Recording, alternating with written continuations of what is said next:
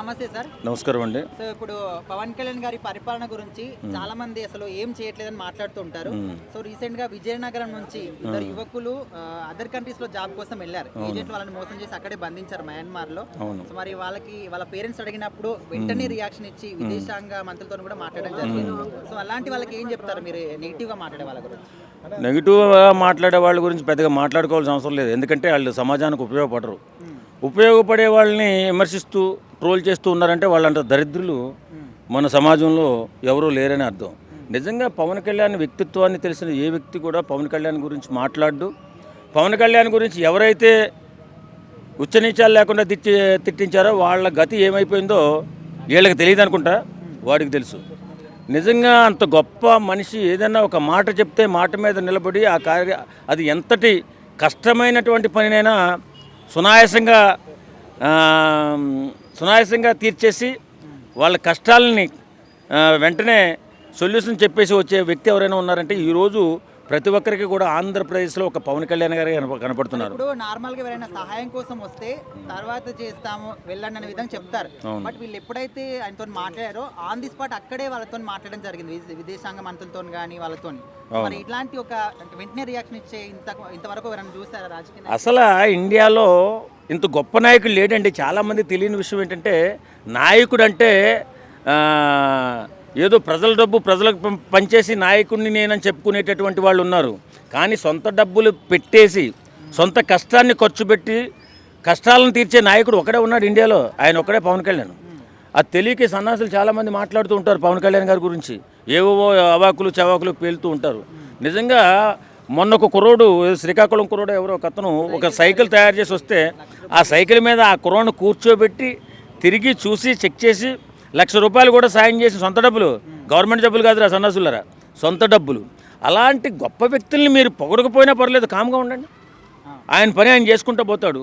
కానీ ఈ మధ్యకాలంలో చాలామంది దరిద్రులుగా తయారయ్యారు.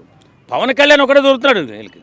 ఇప్పుడు కష్టము ఉంటే వచ్చి పవన్ కళ్యాణ్ చెప్తున్నారు, సీఎంకి చెప్పట్లా, పెద్ద పెద్ద ప్రాంత మంత్రులకు చెప్పట్లా, ఎమ్మెల్యేలకు చెప్పట్లా, వచ్చి పవన్ కళ్యాణ్ గారు చెప్తున్నారు.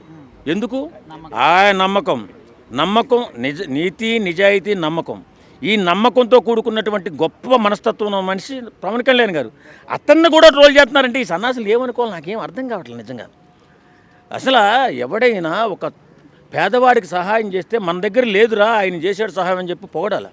మన దగ్గర అవకాశం లేనప్పుడు సహాయం చేసే చేతులను చూపించాలి మనం. అంతేగాని నీచ నికృష్ట మనస్తత్వాలతో కుళ్ళిపోయి జీవితాంతం ఎలా బతుకుతారంటే వాళ్ళు ఇంక ఎలాంటి ఎదుగు బొదుగు లేకుండా దరిద్రులుగా మిగిలిపోతారు సమాజంలో. నిజంగా పవన్ కళ్యాణ్ అన్న నీతికి నిజాయితీకి నిలువెత్తు, పేదల పక్షాన అండగా ఉండే వ్యక్తి మా పవన్ కళ్యాణ్ అన్న. ఈరోజు నిజంగా చెప్తున్నా, పేదలకు ఏ ఆపద వచ్చినా కానీ ఇమ్మీడియట్లుగా ఏ సాయమైనా సరే అందించే వ్యక్తి పవన్ కళ్యాణ్ అన్న. పేద ప్రజల నుంచి పుట్టుకొచ్చిన వ్యక్తి అంటే పవన్ కళ్యాణ్ అన్న.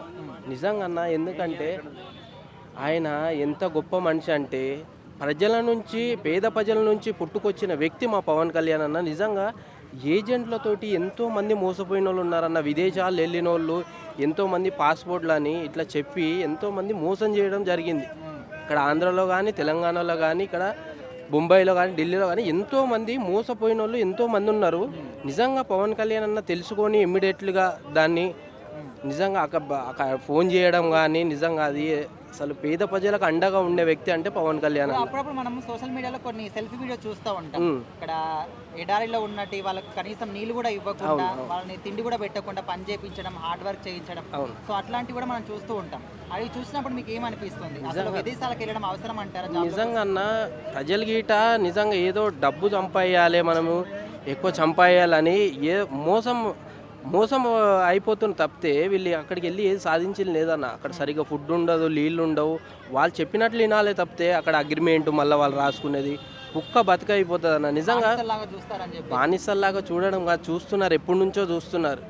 అయినా కానీ వీళ్ళు పోవద్దు అటువంటిది. ఇప్పుడు మొన్న ట్రంప్ గిట్ట షురూ చేసిండు ఒకటి, ఏంటి వాట్సాప్లో ఏవి ఉండకూడదు, అన్ని రూల్స్ ఉంటేనే పంపిస్తాం. ఎందుకు? ఇక్కడ హ్యాపీగా మనకు మన ఇంట్లో ఉండి మన దేశంలో మనం ఉంటుకుంటా, కాకపోతే ఇతర రాష్ట్రాలకు వెళ్ళి మంచిగా ఇప్పుడు ఆంధ్ర నుంచి తెలంగాణలో వచ్చి ఎంతోమంది ఐటీ జాబులు చేస్తుర్రు, ఎంతోమంది ఏదేదో జాబులు చేస్తున్నారు, ఏదేదో పనులు చేస్తుండ్రు. అటువంటివి చేసుకోవడం కానీ విదేశాలకు వెళ్ళి ఏదో సంపాదిస్తామంటే ఏమీ లేదన్న అక్కడ అంత నరకం అనుభవిస్తారు వాళ్ళు, నీళ్ళు తిండి తిప్పలు, అసలు నరక యాతన అనుభవిస్తారు. ఎవరు వెళ్ళొద్దు, ఏజెంట్లకి మోసపోవద్దు. ఈరోజు పవన్ కళ్యాణ్ అన్న ఉన్నాడు కాబట్టి బతికి బయటపడుతున్నాం మనము. అదే పవన్ కళ్యాణ్ లేకపోతే అప్పుడు పరిస్థితి ఏంది? ఎవరు చూడట్లేరు. ఈరోజు రాజకీయ నాయకులు ఎవరు చూడట్లేరు కదన్న. ఈరోజు పవన్ కళ్యాణ్ అన్న వచ్చి మీకు అండగా నేను ఉండా అని ప్రజల్లో నుంచి పుట్టుకొచ్చిన పెద్ద నాయకుడు అన్న పవన్ కళ్యాణ్ అన్న. సార్ ట్రోలర్స్కి నేను ఒకటే చెప్తున్నా, ట్రోలర్స్ ఏంటంటే మా పవన్ కళ్యాణ్ అన్న పేరు చెప్పుకొని బతుకుతుండ్రు తప్పితే ఇంకా వేరేది ఏం లేదన్న. ఎలాగైనా 24 అవర్స్లో సారు క్లియర్ చేస్తారు దాన్ని. అంటే ఇది ఒకటనే కాదు, ఏ ప్రాబ్లం అయినా 24 అవర్స్లో క్లియర్ చేస్తారు సార్. సార్ వరకు వెళ్ళండి అని చెప్పి వెళ్ళిన తర్వాత వెంటనే రియాక్ట్ అవుతారు. అంటే చాలా మంది కూడా అంటున్నారు కదా, పవన్ కళ్యాణ్ గారు ఏం పని చేయట్లేదు, ఓన్లీ కొన్నిటికే రియాక్షన్ ఇస్తాడు, అన్నిటికీ ఇవ్వడని చెప్పేసి. సో అట్లాంటి వాళ్ళకి ఏం చెప్తారు? 500 నోటు నలిగినంత మాత్రం వాల్యూ తగ్గిపోదన్న. పవర్ స్టార్ క్రేజ్ అలాగనే ఉంటుంది. ఎంతమంది ట్రోల్ చేసినా ఏం చేసినా సరే పవర్ స్టార్ క్రేజ్ మాత్రం తగ్గదు. అంటే మధ్యలో ఎందుకు ఆయన మీద ఇట్లా అలిగేషన్స్ కావచ్చు, నెగిటివ్గా ఎందుకు అంటున్నారు అనుకోవచ్చు ఆయన గురించి? పడప్పునులు ఎన్ని అంటారన్న. అన్నంత మాత్రాన కొండకు మొరిగితే కుక్కకు సేట చెప్పు, కొండకు సేట కుక్కలు మొరిగితే కుక్కలు అలాగనే అరుస్తాయి. మరి ఇప్పుడు ఏపీలో ప్రాబ్లమ్స్ అన్నింటినీ కూడా, లేకపోతే హామీలు కావచ్చు, పవన్ కళ్యాణ్ గారు 100% ఇస్తున్నారంటారా? 100% ఇస్తున్నారన్న. అంటే ఇచ్చిన హామీలు కూడా ఇంకేమీ అమల్లోకి వస్తలేవని కూడా కొంతమంది అంటారు. అన్నీ వచ్చాయన్న. అప్పుడు జగన్మోహన్ రెడ్డి పెట్టారు, ఒక పాపకే ఇచ్చారు అమ్మఒడి. ఇప్పుడు పవన్ కళ్యాణ్ సారు ఎంతమంది పిల్లలు ఉంటే అంతమంది పిల్లలకి. సో మనము గత సంవత్సరం నుండి చూస్తున్నాము. ఇంకా యువత ఏంది అంటే కొంచెం మేల్కోవాల్సిన అవసరం ఉంది. ఇలా మంచిగా చంద్రబాబు కావచ్చు, లోకేష్ కావచ్చు, పవన్ కళ్యాణ్ గారు కావచ్చు, మంచిగా జనాల సమస్యలతో వస్తే వెంటనే పరిష్కరిస్తూ ఉన్నప్పుడు మనం రీసెంట్గా రాష్ట్రంలో చూస్తున్నట్లుగా కొత్త సమస్యలు క్రియేట్ చేసి, లేని సమస్యలు ఉన్నట్లుగా చేసి, ఏదో మనము ప్రజల కోసం పోరాడుతున్నాం అన్నట్లుగా సృష్టించడానికి ప్రయత్నించే వాళ్ళని యూత్ అడ్డుకోవాలి. And moreover Pawan Kalyan garu ఏంటంటే మనము పొత్తు కుదరడానికి ముందు కూడా చూసాము, పొత్తు కోసం ఆయన చాలా కష్టపడ్డాడు. బీజేపీలో అంటే మోడీ గారి దృష్టిలో పవన్ కళ్యాణ్ చాలా ఉన్నాడు. ఎందుకంటే బీజేపీ అనేది ఎప్పుడు కూడా మనము ఏ రాష్ట్రంలో అయినా తన సొంత బలాన్ని పెంచుకోవడానికి ప్రయత్నించే ఒక పార్టీ. సో అలా అందులో భాగంగా వాళ్ళ కళ్ళల్లో ఉన్నది ఎవరు అంటే పవన్ కళ్యాణ్. కాబట్టి పవన్ కళ్యాణ్కి చాలా వాల్యూ ఇస్తారు.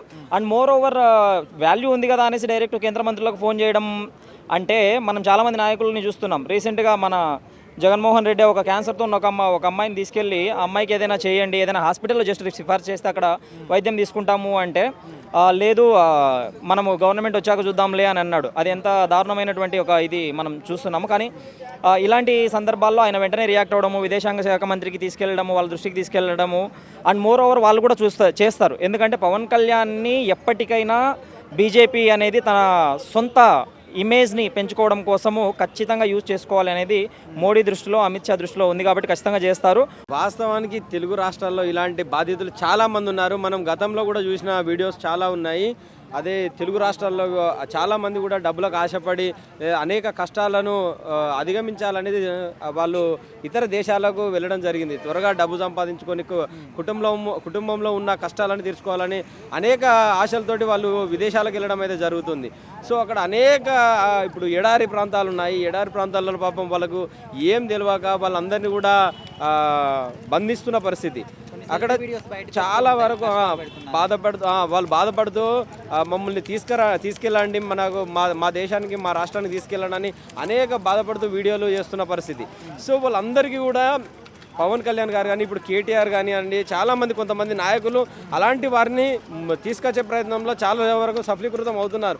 కానీ వాళ్ళందరికీ కూడా నేను ఒకటి విజ్ఞప్తి చేస్తున్నా, ఎక్కువ డబ్బులు వస్తాయి, ఎక్కువ ఆశ కొద్దీ, దురాశ కొద్దీ మనము తొందరగా సంపాదించుకోవాలనే ఉద్దేశంతో మాత్రం ఇతర దేశాలకు వెళ్ళి మోసపోకండి. ఎందుకనంటే మీకున్న టాలెంట్ ఏంటిది, మీకున్న ఏదైతే ఉన్నదానికి ఏదున్న టాలెంట్ అనేది మీరు ఆలోచించుకొని 1-10 సార్లు వెళ్తే బాగుంటుంది. ఎందుకనంటే ఇప్పుడు ఏజెంట్లు ఇక్కడే కాదు, ఎక్కడైనా కూడా ప్రతి ఒక్క ఏజెంట్ ఇప్పుడు దాదాపు మొత్తం స్వార్థానికి అలవాటు పడడం జరిగింది. డబ్బుల కోసమే పంపడం జరుగుతుంది.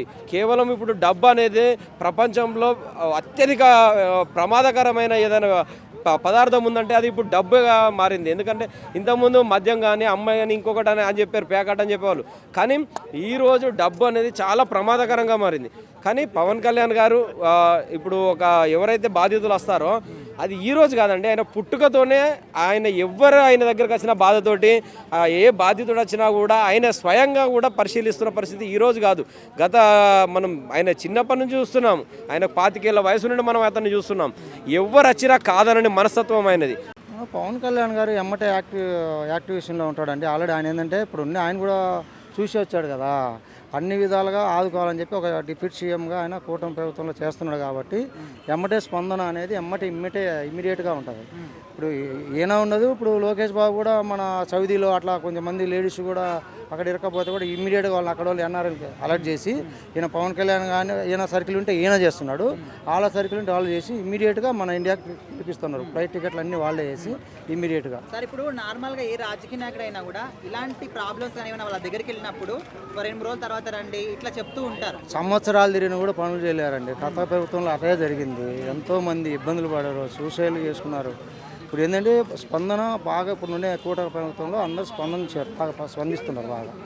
అది అంటే రీసెంట్ గా కూడా స్కిల్ ని ఎంకరేజ్ చేయడం కావచ్చు, ఒక అబ్బాయి చిన్న సైకిల్ తయారు చేస్తే అది ఎమ్మటే ఆర్థిక సహాయం చేయడం, ఆర్థిక సహాయం చేయడం, ఆ పిల్లోని కొంచెం ప్రోత్సహించడం. ఎప్పుడైనా ఇంతకుముందు లేదు, ఇప్పుడు ఉంది కదా ఆల్రెడీ. ఇప్పుడు ఇంకా నెక్స్ట్ వచ్చే వాళ్ళైనా నెక్స్ట్ ఎవరైనా కానీ ప్రజలకి ఎవరైతే ఉపయోగపడతారో వాళ్ళే రేపు మళ్ళీ ప్రభుత్వంలో ఉంటారు. కానీ ఏదేదో తాత్కాలానికి చెప్పడం, తాత్కాలానికి ఒకరికొకరు గొడవలు పెట్టడం ఇలాంటివన్నీ పనికిరావు.